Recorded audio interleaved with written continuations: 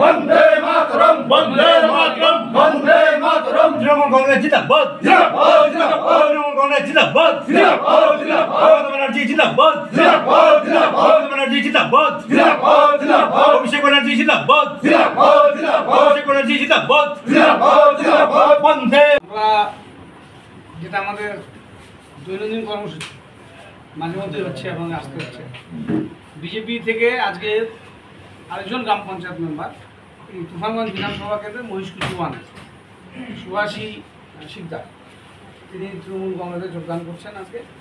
এবং সুভাষী শিকদার গত পঞ্চায়েতে মহিষকুচি ওয়ান থেকে বিজেপির হয়ে লড়াই করেছিলেন, তার নিকটতম প্রার্থী হিসেবে তৃণমূল কংগ্রেস সেখানে পরাজিত হয়েছিল।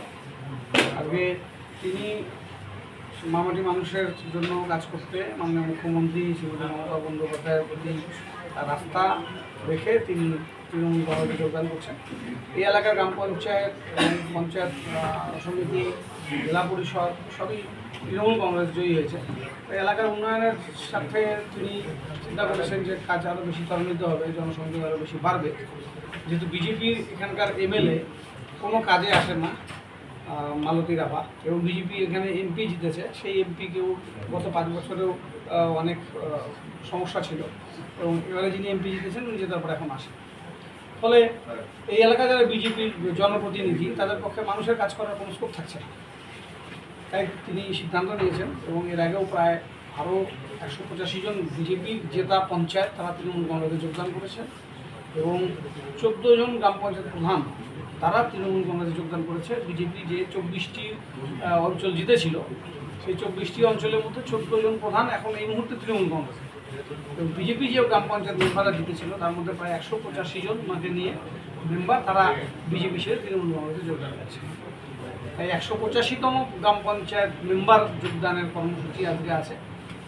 আপনাদের সকলের মাধ্যমে আমরা তুফানগঞ্জ বিধানসভা কেন্দ্রের সমস্ত ভোটারদেরকে আমরা এতটুকুই আবেদন করছি যে 2026-এর নির্বাচনে এবারে আপনারা তৃণমূল কংগ্রেস প্রার্থী যেই হোক তাকে নির্বাচিত করুন। তুফানগঞ্জের অনেক কাজ করবার বাকি আছে আমাদের, বাম আমলে কোনো কাজ হয়নি, অবহেলিত ছিল।